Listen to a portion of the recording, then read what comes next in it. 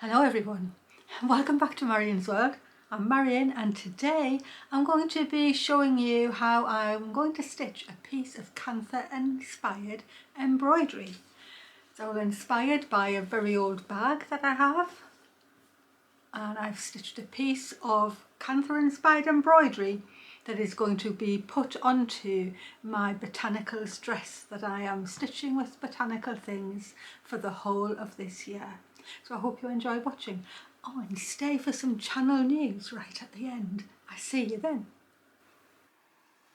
Before I start with my own embroidery today, I just wanted to show you this really old little bag that I've had for many years, and it was given to me by an elderly lady, and this was years before Kantha embroidery became popular, and so I just viewed it as a bonny bit of old embroidery, and I've kept wool in it myself, and these days I actually take it shopping with me sometimes.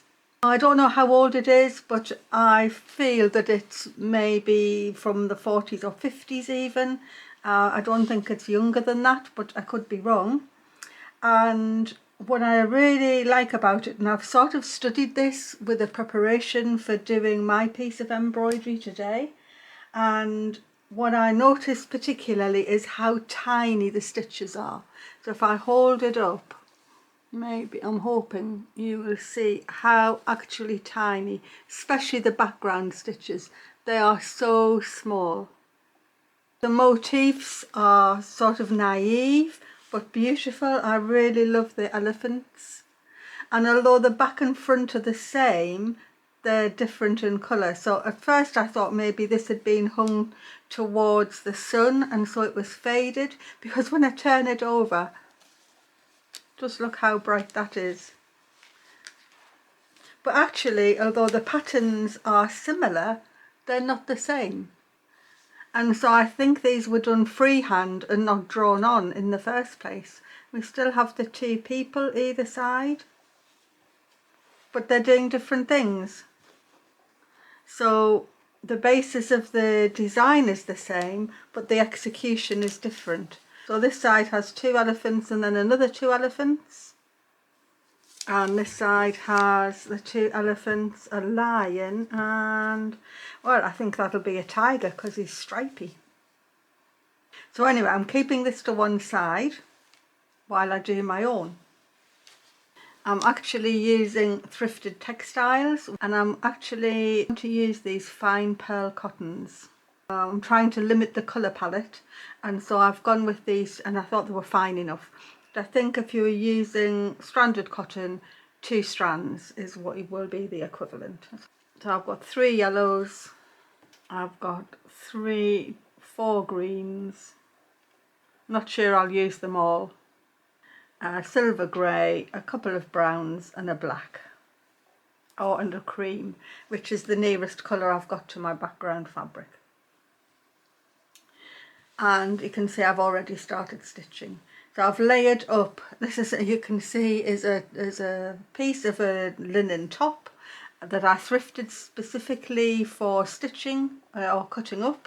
But I've layered that up with a piece of old tablecloth. Now quite often Kantha would be stitched with a minimum of 3 layers, so another one in the middle. But this is actually the first piece of embroidery that's going to go on my botanicals dress, and I didn't want to stitch it directly onto the dress, so it will be 3 layers once it's appliqued on, but I'm stitching it separate at the moment. So all I've done is I've taken my pattern, I actually just put it underneath over at the window, and I've drawn it on with pencil. You definitely could do it with disappearing pen. And so that's what I've done, and I've started and I've done the scroll work already. I've got a small needle with a sharp point. It's got a decent eye, and so I'm just going to start. I've already done an outline in 3 different ways because I thought I'd try and show you some different ways of the stitching that's been done on this little bag. And so sometimes outlines are done with a whipped running stitch, which is what I've done there, back stitch, which is what I've done there, and then chain stitch. which is what I've done here on running stitch, just a normal running stitch. So I've got 4 different outline treatments. So I've got quite a long length in my needle, and I'm just going to put a knot on the back, and I'm going to bury the knot between the layers. And I'm hoopless because I thought it would be easier to do the stitching. So chain stitching the outline, I'm just going to hold my thread out of the way, and I'm going to be trying my best to take quite small stitches the whole of this embroidery. I'm coming through the loop,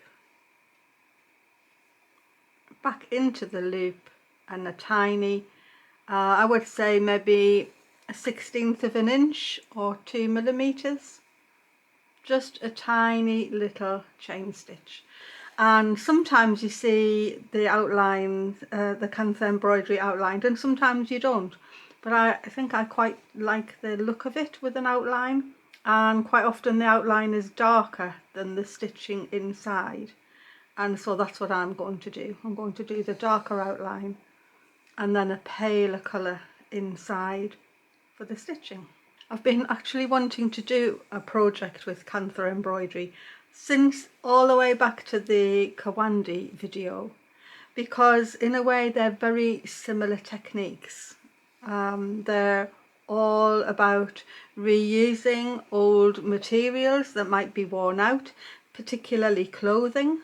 So Kawandi and Kantha both would use old saris or old cotton saris to be layered up and patched together and then made beautiful with embroidery.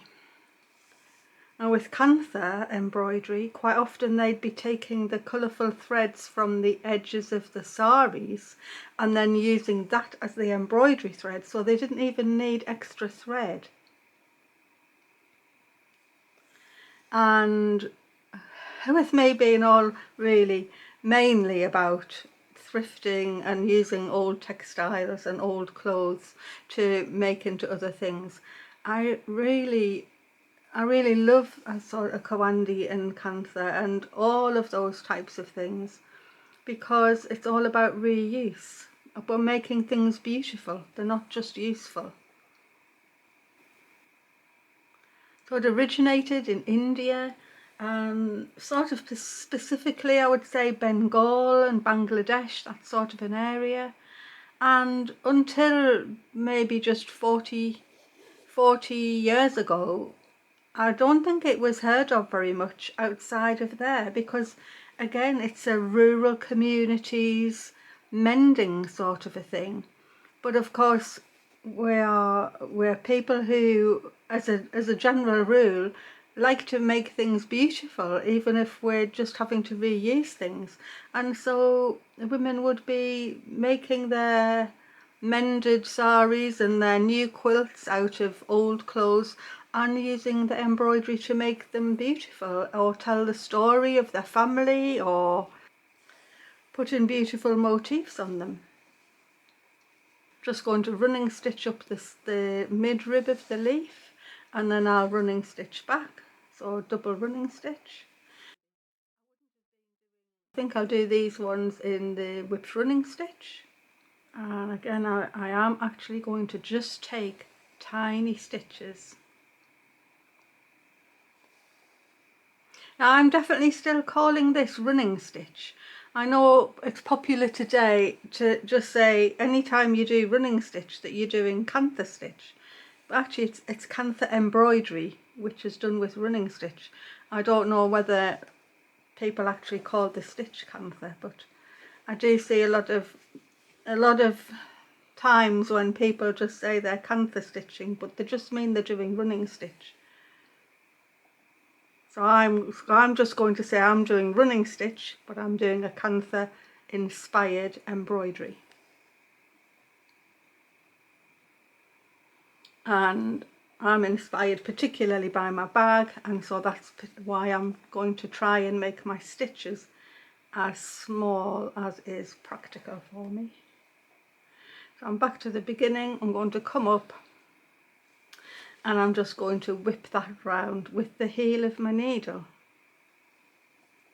I can just do a few of them, It won't make quite as wavy line as I sometimes make, because this is thinner thread and it's smaller stitches. I'll just put my thumb on there to hold the fabric as I pull it through, and I'm just going to get a lovely, lovely outline. I'll use the heel of my needle every time. I can pull through a few at a time, I think.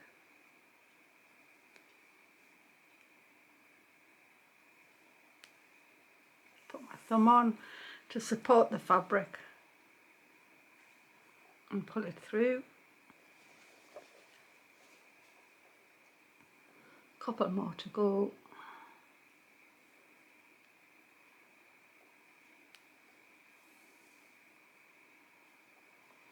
And I'm going to do a little running stitch up the middle.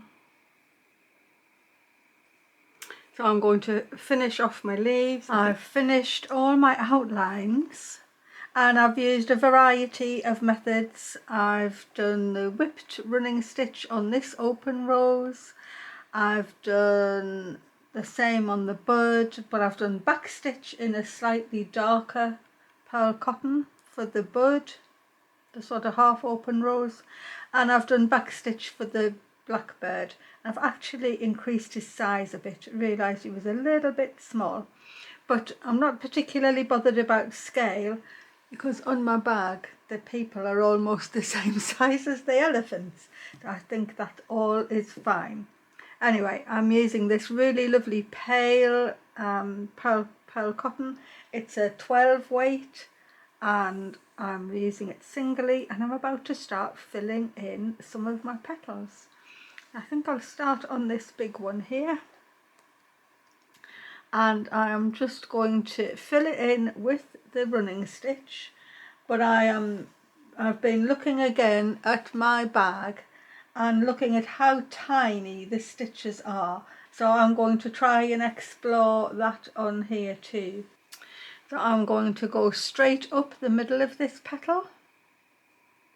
I'm going to take quite small stitches and leave a little bigger space than I would have expected to, but I am doing that because of the bag and the way that it's been done. I think I can make a few stitches together, support my material as I pull my thread through, and carry on right up to the top.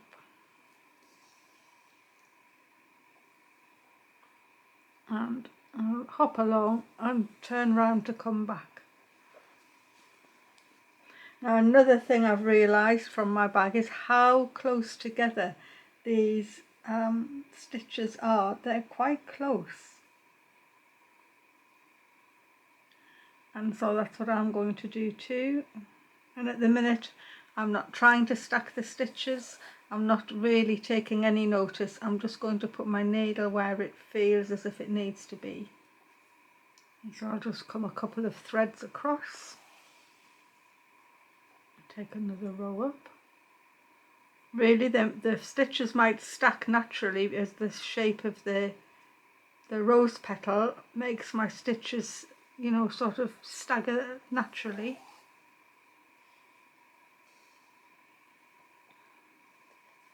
The word Kantha actually refers to the cloth rather than the stitch or the thread. It's, as far as I can see when I've been doing my research, it actually possibly means the rags that the embroidery was done on top of. So when it's called Kantha Embroidery, it's embroidery done on the cloth that they were repurposing. I think it's so lovely that a utilitarian thing, something done to reuse cloth that was worn out, is elevated into something beautiful, and now rightly so regarded as a beautiful art form in itself. And of course most of us won't ever need to be repurposing clothes in quite the way that the people were who were originally doing this. We're doing it purely for the pleasure of stitching and making something beautiful. I'm going through both layers of cloth here. I'm not trying to stitch just on the top one. It's looking really pretty. I'm not sure whether this is the correct colour to show up, but I'm going to just carry on with it because I really like it. Well, there's the first petal completed. I've finished my first open flower, and I've got 3 different shades there, all by what I've done with the stitch. So these stitches are more open, those stitches have less gap, and that is couching. These have gone straight up the petal, and that's followed the curve. So I'm going to show you those stitches in my large bud, and I've changed to this slightly darker pearl cotton for it to show up. And plus I thought that is really delicate and pretty, but I wondered whether it was showing up properly. So anyway, I'm going to work from lightest to darkest, but I am just using this same colour. Going to make small stitches that have a bit of a gap because I want this to be the lightest petal.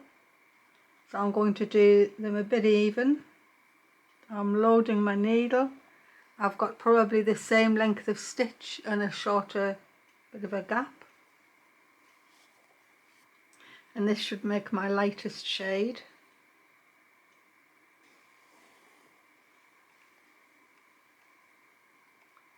I'm still going to do each row quite close together, turning round.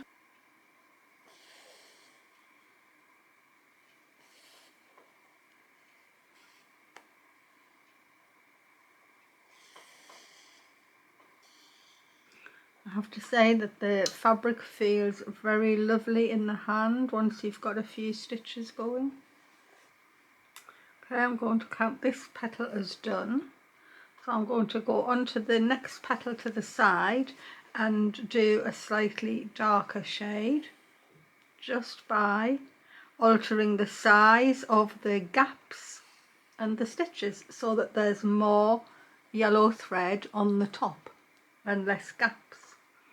So here I go. I'll do a slightly bigger stitch and a smaller gap.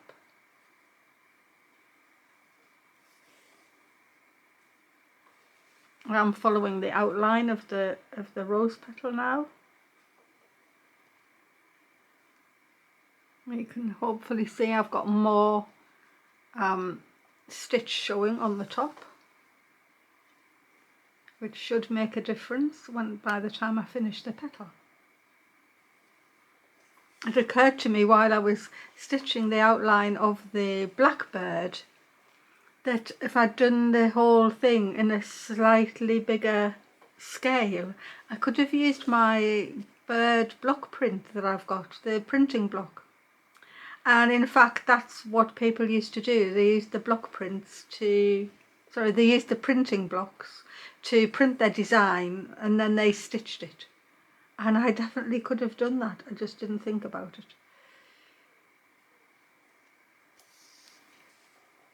So hopefully that should look a slightly darker shade, and I'm going to do the same again. I'm going to come and put I've done less of a gap. I'm going to do the same here. I'm going to try and keep my stitch the same. So I don't want huge stitches, I just need less of a gap. So here we go.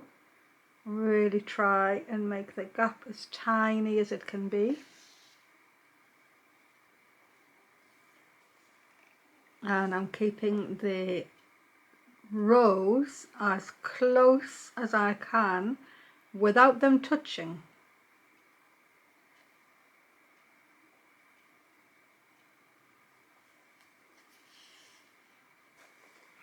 I feel as if that's definitely working as a shading mechanism without changing colour. That was the main thing, to try and do it with the thread without changing any colour. Of course you can change colour, I just wanted to explore the method of changing stitch size, because that's what seems to have been done on my bag. So that should look darker again, and I think it does. So to do this one darker still, well, with maybe not darker but with less white showing, I'm going to couch. So I'm going to put my thread alongside the edge of that petal, and I'm going to couch it down on the way back down the line. So I'd make sure to not pull my fabric at all, but then I'm just going to hop along the thread on the way back and put a tiny tacking stitch in all the way back down the length, and then lay the next thread in and come up, work down the length of the thread, tacking as you go.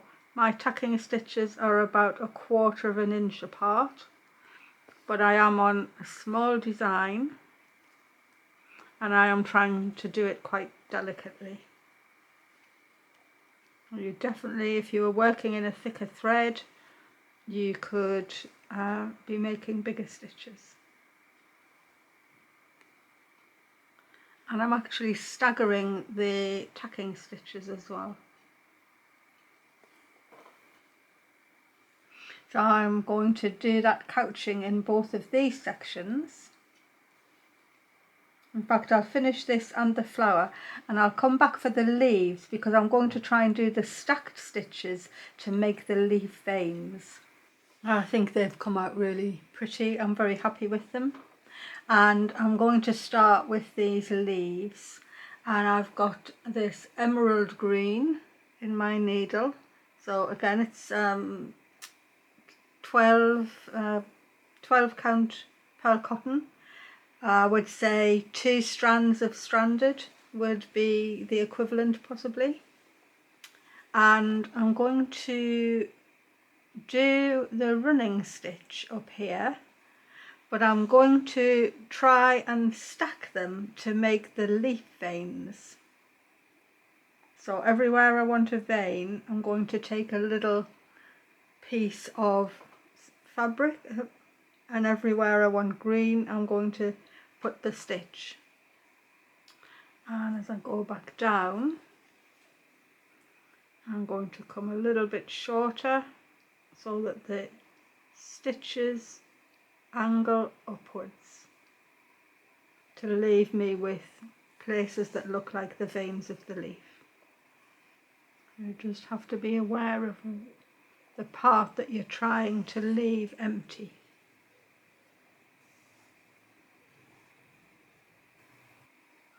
Well, that has definitely worked. So I'm going to do some more leaves. I'll try and get the gaps smaller.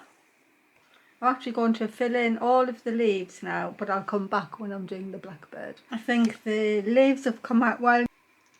You can see how just practice makes you better at doing something. That was my very first one.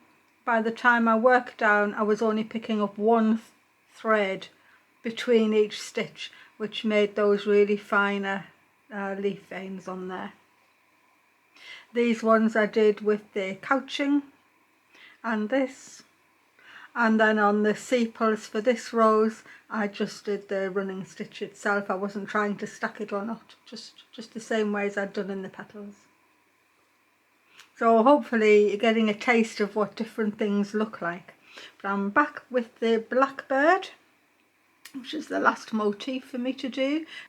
I've just got one strand of the black pearl cotton 12 in my needle, and I'm going to fill in the bird with just the normal running stitch, and then I'm going to do the wing separately with some stacked and some couching. I think I'll just start under his wing, and I'm just going to fill him in. I'm still trying to keep my stitches quite small.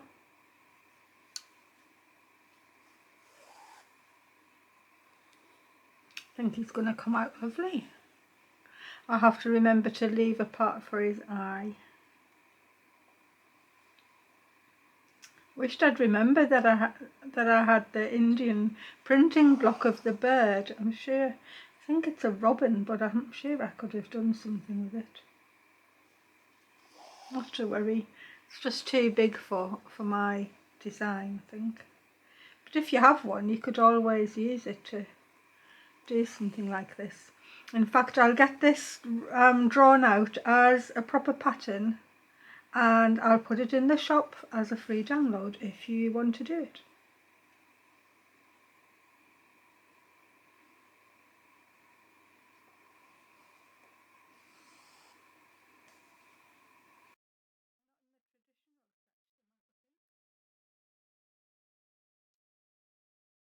I think I was going to do the couching down his tail. I think I'll still do that.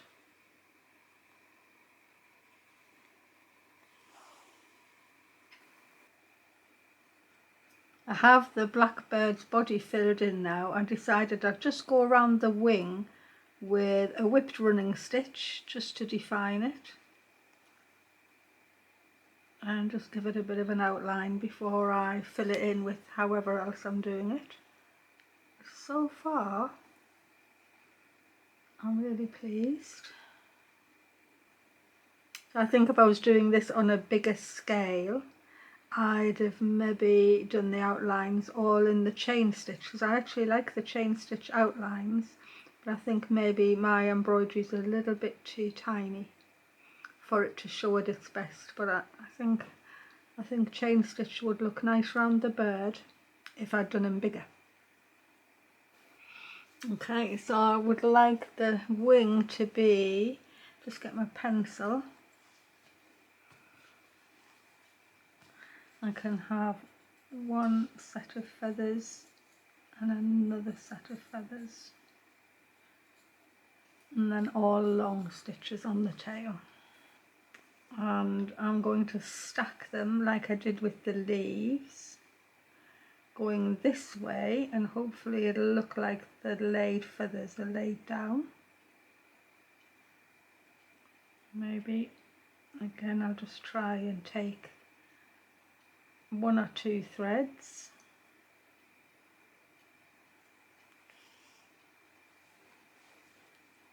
and I've got to make sure that my gaps are going this way. I'll do the lines just a thread apart. I'm picking up two threads.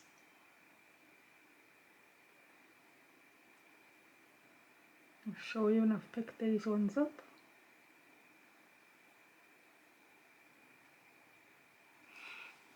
Like that.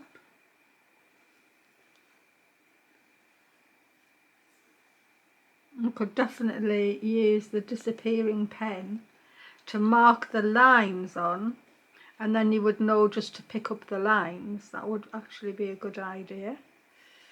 I'll just draw mine on. I'm quite happy to have the pencil on. So if I just draw my line like that,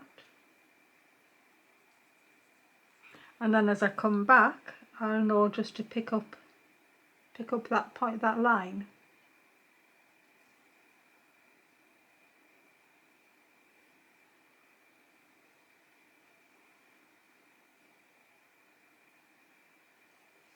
Like that.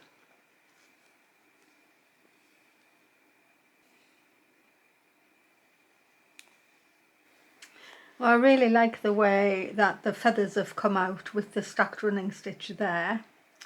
But I'd like the long feathers, the bottom feathers, to be long, and I'm going to try and pair them while I'm doing the couching. So I'm going to put a long stitch in first. I'm going to couch back over. Actually, I think I've decided to do something different. I think, what about couching in pairs? or doubling up on my thread. Maybe that's what I'll do. I'm going to pull my thread and double up in the thread.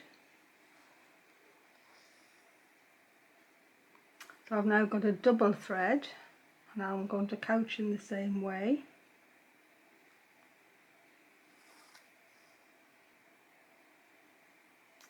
So there's one double couched line. You can see it's definitely thicker, but I'm going to put another one in straight beside it. And I like the look of this. Just couch that one down. Make a tiny gap.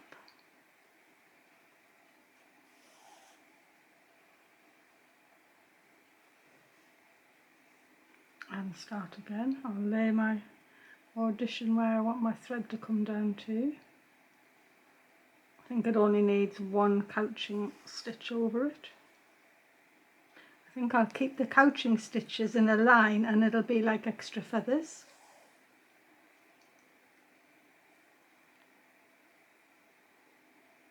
Couch over, make a gap.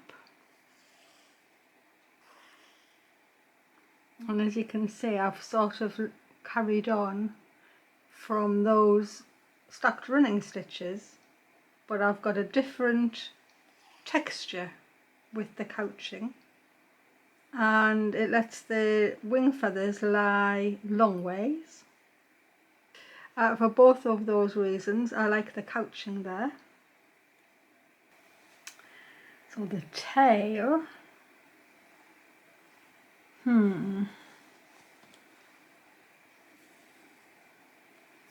I think maybe I'd like separate lines coming down that are not doubled up like that one, like the wing. So I'll leave that visible as I couch back down.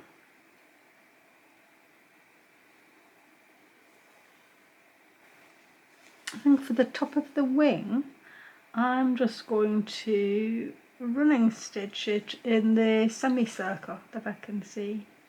I'll just take tiny stitches.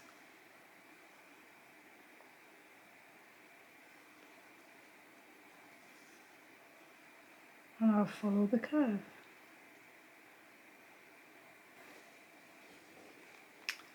I'm going to come up and his eye and make maybe a decent French knot. Let's do a 3 wrap. Let's do 4 because this is quite fine. Pull it to the bottom, pull through. Well, that brings them to life. I've finished that off, and then just, they always have a yellow ring around their eye, and I'm going to put that in if I can. If I'm fine enough. Okay, well, the motifs are now finished, and I'm really happy with all of this running stitch and the way I did the different sizes of stitches to put shading down. That's really worked well. The stacked running stitch to make the veins of the leaves has worked well, and I've used the same technique to make his wing feathers. So I suppose in one respect I could leave it there. However, my bag has shadow stitching around all the motifs, and the stitches are absolutely tiny. Whether you can see them. So I'm going to do the same. And I have a cream thread here, stranded cotton. I'm going to try it with one. Might be too fine. I won't know till I've tried. So I will start, let me start upside down. I'm going to start here. And on my bag, the stitches are small and the gaps are bigger. So that is what I'm going to do. I'm going to do big gaps, small stitches, and I'm going to shadow stitch right the way around. I don't know whether you can actually see say that I think once it's stitched it'll be noticeable because it will change the texture of the cloth. And I'll go around and I'll just get myself right the way around the whole thing. All in all, this has been a very lovely project to do. I'm just pleased I've got onto it at long last. I've got a piece of work done. Well, here's the finished piece of work, and I must say that I am so pleased with how it's come out. And originally I was doing the shadow stitching around the outside of my whole design, but the more that I did, the more I wanted to do the whole thing. So I've actually gone totally within design all the way around, and there are so many little tiny stitches, and I know they're not that visible on the top because my thread is almost the same colour as my linen, but I feel that that's worked really well for me. And if this wasn't to go onto my lovely botanicals dress that I'm making, I would have been wanting to put this on the wall. However, there's no more wall room left, and really I've made it as the first piece of work to go on my red dress. Even though I'd done the quilting stitches right the way through down to the edge of my piece of work, I went along and I did this lovely border just over the top of everything else, and that was inspired by the border on my bag because I thought it looked lovely. But I just did the 3 rows. They've got tiny little dots in there. In fact, my stitches are nowhere near as tiny as the ones on here. It's very pretty, but nowhere near that tiny size. But I am very happy with how it's come out. So that's my own modern interpretation of embroidery in the Kantha style. And I know that the Kantha is almost interchangeable with running stitch these days, but I still feel that I've done running stitch on a Kantha style embroidery. It would make a lovely border along my whole dress actually. I hope you enjoyed seeing this lovely piece of embroidery come together, and I'm super happy with it. And it is going to be appliqued onto probably at the hem of the red dress that I'm making, that's going to get all this botanical type stitching on it. And I've already know what I'm doing for the next piece. But that won't be next week. Next week, actually I'm already on with next week's video, and it's going to be a piece of reverse applique. I've got thrifted t-shirts here, and I've been wanting to do it for ages. So it's going to be hand stitching, reverse applique. I hope you're going to enjoy what you're seeing because it's coming along lovely so far. So that will be definitely coming.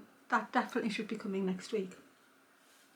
In the meantime, lovely channel news is that unbelievably my channel is now more than 50,000 subscribers strong, and it's really a bit overwhelming to think about, really, that there's that many people that watch me talking to the camera, because quite often I just think that I'm talking to one person because it's the way that you sort of start off, because it's a bit, you know, you're a bit shy about talking to the camera or speaking to people you don't know. So at the beginning I just used to think, oh, it's like talking to Naomi, I'll just see if I'm talking to one person. So sometimes I still feel like that, and when I actually think of the amount of people that there probably is, it gets a bit odd to think about. And the other thing is that if there's 50,000 of you subscribers who've subscribed, there's probably almost that much again that watches that aren't subscribed, because that's just the way YouTube works, really, which you don't know any of that when you start. And it's not even 2 years yet till the summer, so I don't even know what else to say other than just thank you everyone so much. I so appreciate all of the comments. In fact, there's so many comments on my phonology wheel video that I've hardly even managed to look at them or read them yet, but I will be doing so, and I will get round to them, because I appreciate it, and it makes my heart beat faster when I read some of the lovely comments and people who have been encouraged to stitch or to paint or to start doing something. I think it's wonderful. You're all just superstars for watching along and sending me lovely messages. And I am still going out for my walks, and it wasn't very far today because it's freezing cold here again and it's super foggy, so I think my painting is going to look quite dull, but I haven't actually done it yet. Anyway, with that and the 50,000 subscriber mark being passed, I thought I would have a giveaway, but I actually haven't decided what to give away yet. It could be it could be something that I do, or I haven't actually got a clue. But maybe I'll be able to have that sorted out by next Sunday, because I'm going to put my thinking cap on, because I want to be able to send something to anywhere in the world that would win the draw, and so.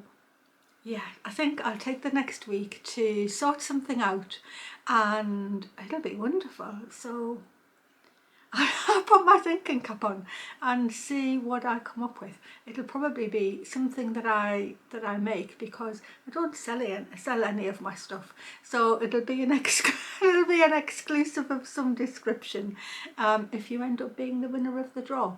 But it'll be on next Sunday. So I'll see you then. And in the meantime, I hope you've been inspired to do some Kantha style embroidery yourself.